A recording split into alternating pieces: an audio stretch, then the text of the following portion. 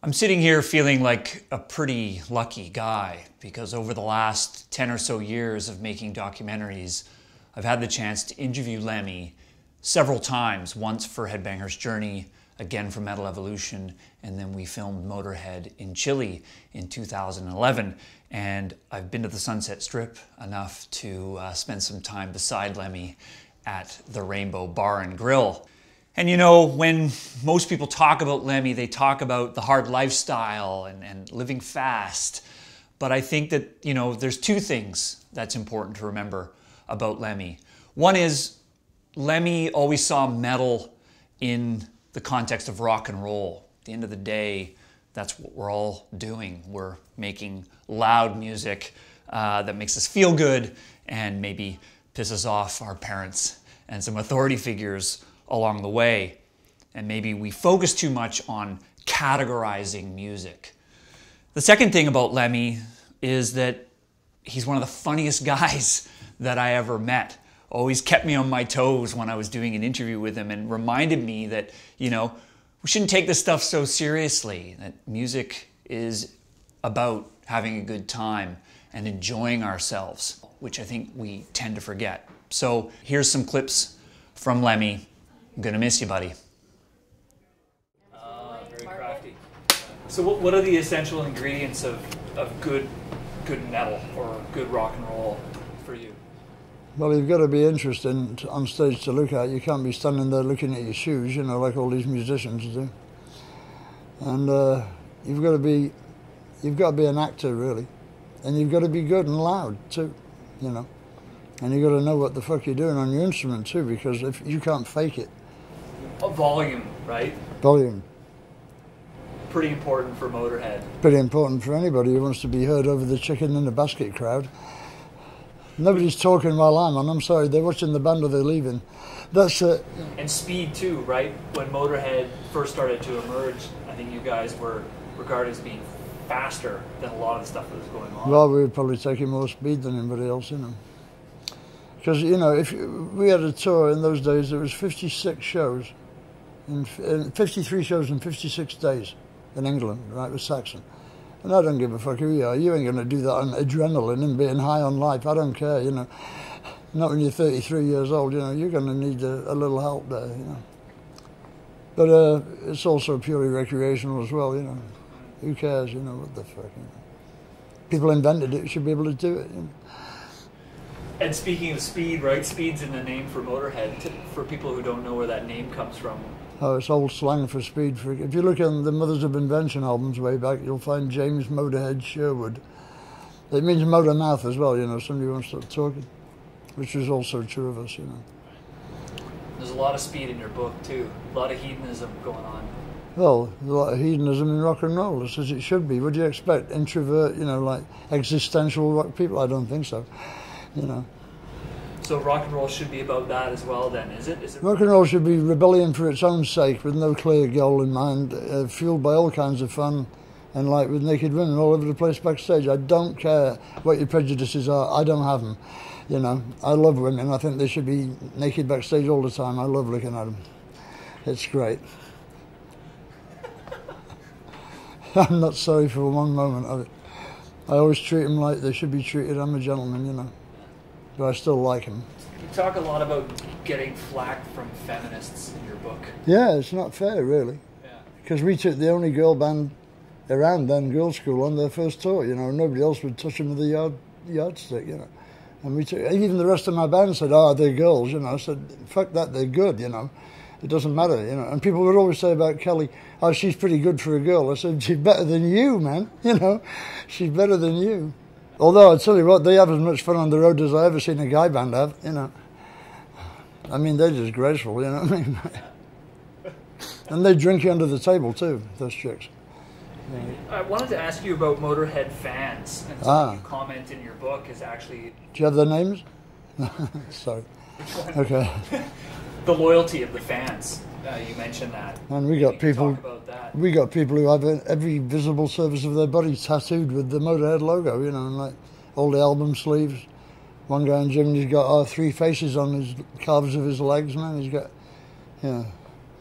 I mean, I don't know if I'd do it. You know what I mean? I admire his pain threshold, you know, because that shit hurts, you know. I mean, I've only got 3 little ones, you know, and they hurt like hell. I don't know. So do you think? I mean, it's not only Motorhead fans, but metal fans seem to be more passionate than fans of any other style. I mean, well, then it's a loyalty thing, you see. Again, you know, because like if you're a fan of the top 40, you necessarily have to change your allegiance every month, you know. So and all them unwanted singles you buy, you know, as well. All those terrible songs that from last year that you can't bear to play anymore, you know.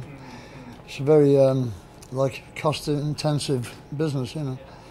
But I used to like vinyl albums anyway, because you could actually read what the liner notes said and everything, you know, instead of like the magnifying glass. Yeah. Do you think metal is the ultimate underdog music? Yes, and I'll tell you why. So-called heavy metal, whatever you want to call it, I call it rock and roll, and it is the logical successor to original rock and roll. All right, if Eddie Cochran was like 18 now, he'd be in a garage with a band, you know, playing the Les Paul copy from Japan. You know, that's what he'd be doing, because it's the same urge to make a loud noise to piss your parents off and to get laid. You know, basically, is what we're talking about. So this is the scabby bastard child of rock and roll, right? So that's why I like it, you know. That's why it'll always come back. They'll never get rid of it. They try every 3 years or so, they try and stamp it out. They have demetalizing classes, you know, in Wisconsin. That's pretty near Canada. You want to watch out. We actually tried to track down. They take away your studded armband, you know, and all that. That's right. Stop you saying things like Judas Priest, say, bad, bad, bad, you know. Shock aversion therapy, you know, every time you say heavy metal.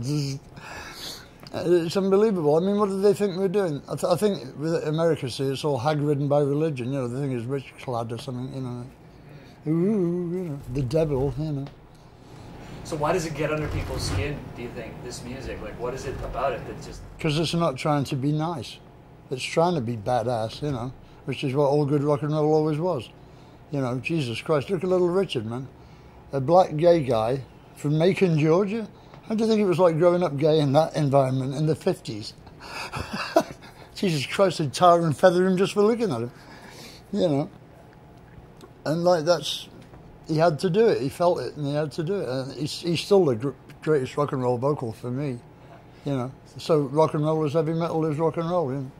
Did you see Motorhead as being part of that movement with Maiden and Priest and Saxon and those bands that came out at that time? Oh, we were before then anyway. I mean, we were 76, you know. I thought we were more like a punk band, really. I mean, if you shut your eyes and forget our history, then we are a punk band. Sound more like a punk band than a, you know, metal band to me, I always thought. Because we always had more common with the Damned than, like, say, Judas Priest, you know. But we have long hair, so you see, we have to be metal, you know. It's obvious, you know, to any thinking man. Like, you know.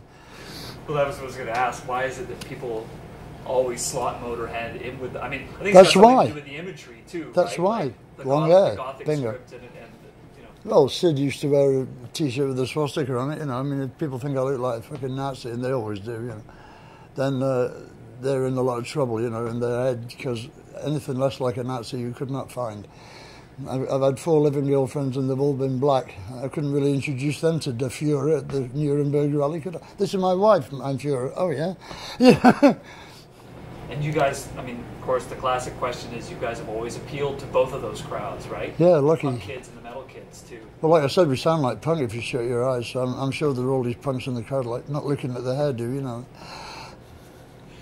The long hair thing, you mentioned long hair a lot in your book, I was struck by. No, it used to be rebellious before it became like the status quo, you know. But still, like your length and my length still ain't the status quo. People still edge away from you in restaurants, don't they, you know.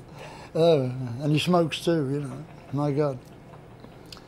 Why do you think that Motorhead had a harder time cracking America? Oh, we're not cute enough. That's the problem with that. You know? And we don't sing, you know, songs that you can sing along to in bars, you know. Or play at your wedding, you know. One thing that struck me too is you have some strong opinions on accusations of selling out and in going commercial. Well, see, commercial is a funny word to use as an insult, because being commercial just means that more people bought your music.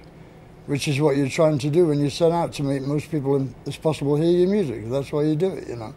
And anybody who says, I don't want fame and fortune is full of shit, man. I don't give a fuck who they are. You know, that's rubbish. If you want nobody to hear your music, stay in the living room. Nobody will. No problem, you know. But don't be out on stage showing off and tell me you don't want nobody to hear it. Well, that's one of the strange things about metal, right? There's that current which is about not being commercial, not... Oh, no, inverted snobbery, it's called. Yeah. You know, it's like the communist revolution, you know, everybody who's got money must be a cunt, you know. It's not true, you know. It's not that way. Any generalisation is rubbish, you know. So if you say they sold out, maybe they just got lucky, you know, and you can't stand it anymore because of your inverted snobbery, right? You can't stand it that they're not your baby anymore, that only you and 5 of your mates know about them, you know, because that's a great attraction when you're younger, you know. That's right. You want something that's your own. Yeah, you want to, and you can tell people about it, and then they'll know, but you select them, you know, who deserves to know, and if you get really successful global, then, you know, all that's out the window, isn't it, you know. We had a kid, as soon as we got a recording contract, before we had any success at all, with Stiff Records, he stopped coming to our shows. He said we sold out, just getting a recording contract. I said, motherfucker, what do you think we was doing it for? So we'd be unknown and die in poverty? No, that's not what I got into rock and roll for, you know. What's the Motorhead philosophy? Do you have one? No. Well, our philosophy is to have a good time and give everybody else a good time if we can, and if we don't, you have to leave the hole, and that's it, you know. I mean, basically, we just want it to be loud, fast, and obnoxious, and have all the obnoxious people in the world cheer, you know. And it seems to be working to an extent, you know. I'm quite happy. I'm doing what I always wanted to do, you know, so I'm having a whale of a time. I recommend it. You won't be sorry.